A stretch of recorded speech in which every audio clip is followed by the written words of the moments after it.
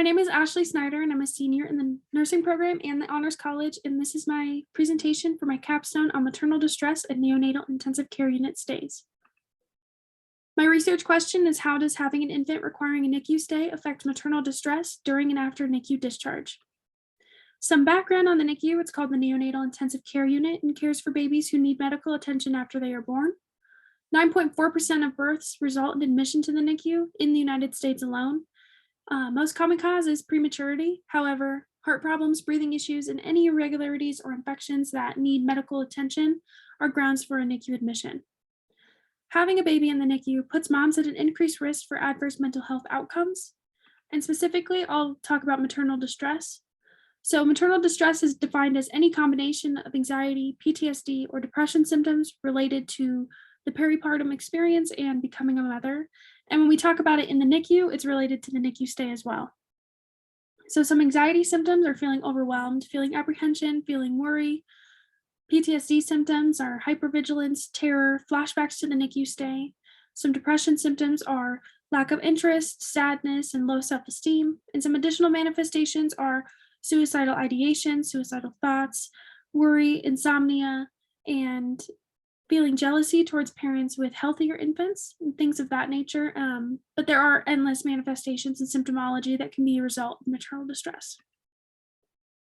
So for prevalence and severity in the NICU alone, 12 to 78% screened positive for more than one aspect. So moms screened positive for more than just anxiety, just depression, or just PTSD, and had some sort of combination of that during their NICU stay and after their NICU stay.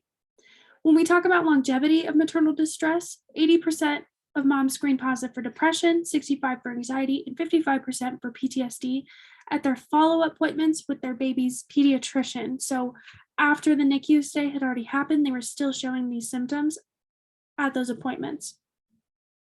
And it's important to note that maternal distress is based on a subjective experience of the NICU stay versus the objective severity of the infant's illness.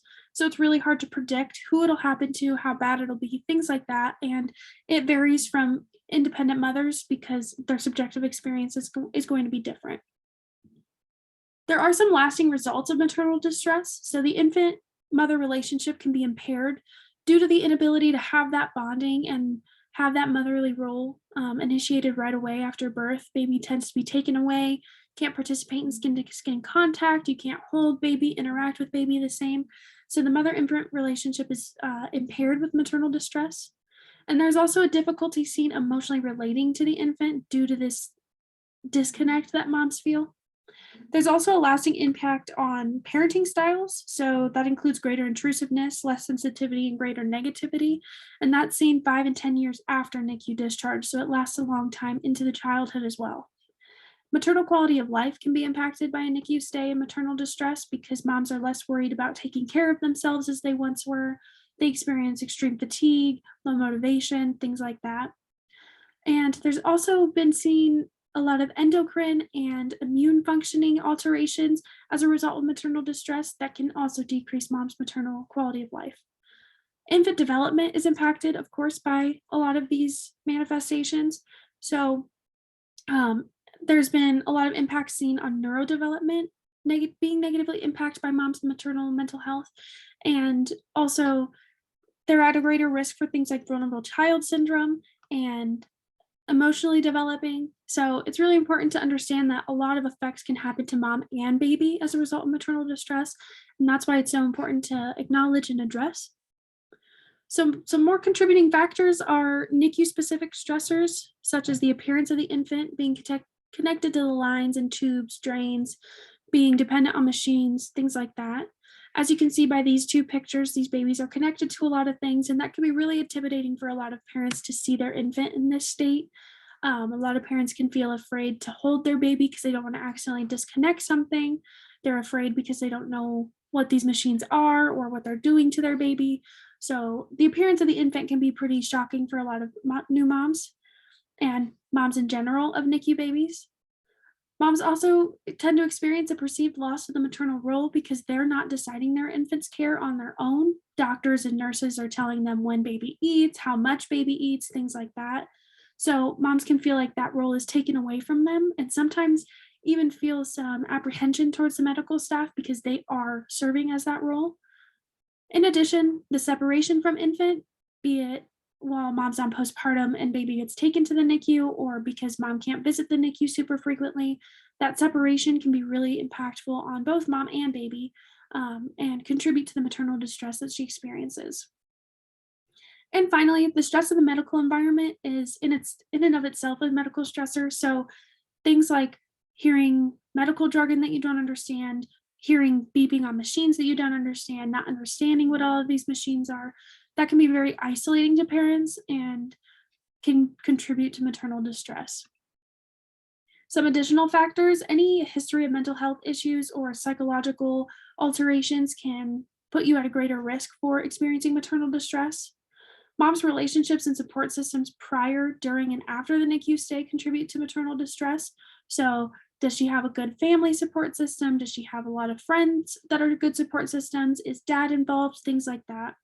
Some socioeconomic things: lack of social support, lower maternal age, lower family income, lower maternal education level, and being unmarried or a single parent puts you at an increased risk.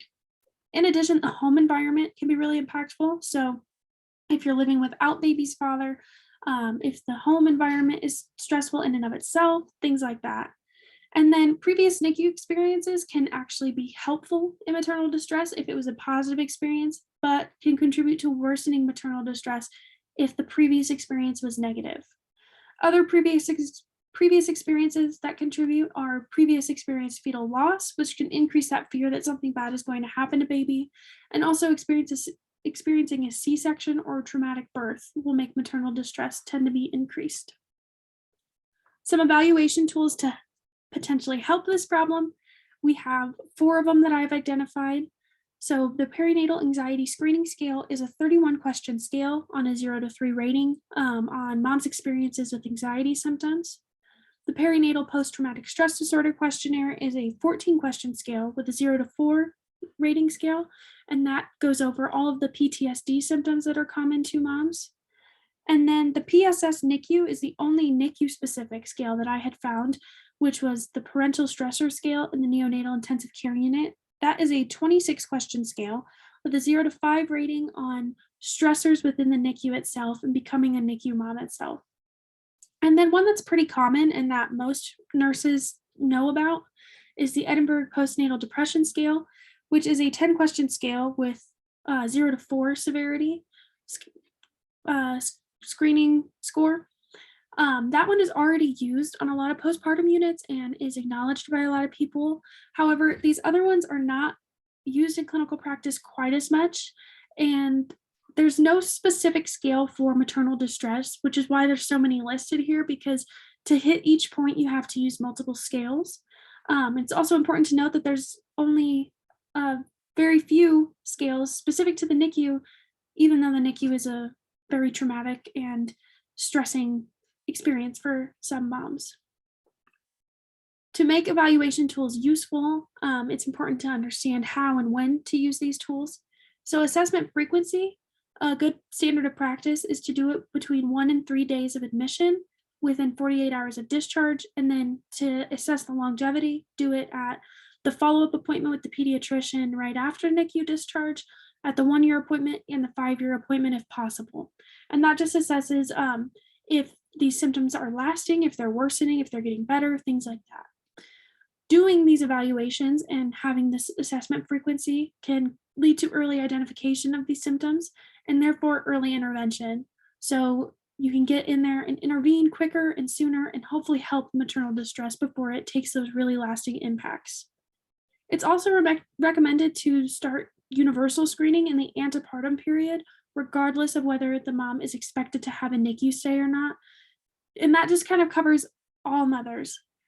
Because pregnancy can be a really traumatic experience or a really stressful experience, regardless of infant's health, it could be really important to evaluate all moms, regardless. But it's especially important for these NICU moms who have all these additional stressors going on. Other ways to improve maternal distress: the healthcare team can play a really, really good role in this. So educating parents on these potential manifestations and symptoms so they know what to look for and know that it's a normal thing to go through if it does happen. Providing referrals if there are red flags or if they score high on those screening scales so that early intervention can happen. Providing holistic care is always good for mom and baby, and understanding them as a unit in a family and that they have other things that matter besides just infant's health. And then involving mothers in care. So offering to have mom change the diaper, take the temperature, things like that during care times can really make mom feel really involved in infant's care. And then having open communication lines is really important. So being straightforward and honest about baby's condition, about procedures that are being done, and also acknowledging baby by their name, knowing your parents, not labeling the parents as difficult can be super beneficial in making them more comfortable and decreasing maternal distress. Moms also play a role in improving maternal distress. So it's a two-way street involving in care. So make sure for moms to know that they can offer to be involved in care, offering to take the temperature, offering to change the diaper, or accepting those offers when it's given from the medical team. So then you do get that time with baby. Also, visiting baby frequently and participating in skin to skin contact can be really beneficial, not only for baby's well being and getting better, but also for mom's mental health. And then peer support, there's been a lot of studies that have shown that interacting with NICU moms who have previous NICU experience or have concurrent NICU experience with moms is really, really helpful in understanding that moms are not alone and relating with somebody on that. And then in addition, moms can rely on their personal support systems and coping methods prior to their NICU admission. So if that means they have a really supportive family system or friend system, if they have religious practices, meditation practices, really encouraging her to stay participating in all those things while she's going through this can be really helpful. So in conclusion, all moms can experience maternal distress due to their pregnancy and peripartum experience. However, NICU stays can be extremely stressful and pose additional stresses onto moms. So it's really important to notice maternal distress, notice the symptoms, and evaluate moms in the NICU even more frequently than you might any other mom. Evaluation and early identification can be some of the most important tools in knowing when it's happening and intervening early so then those lasting impacts don't happen. And then just remembering that there are approaches by the healthcare team and mothers that should be applied to all mothers and NICU mothers specifically. And really just getting moms involved in that care and evaluating them is really, really important. And then I wanted to add some contact information in case you had any questions or any additional inquiries. I did write a whole literature review write-up on this, so there's more extensive information in that that I can provide, and I'd be happy to answer any questions as well. And then just quickly, these are my references, and then I will go back to that contact screen just in case. Right, thank you.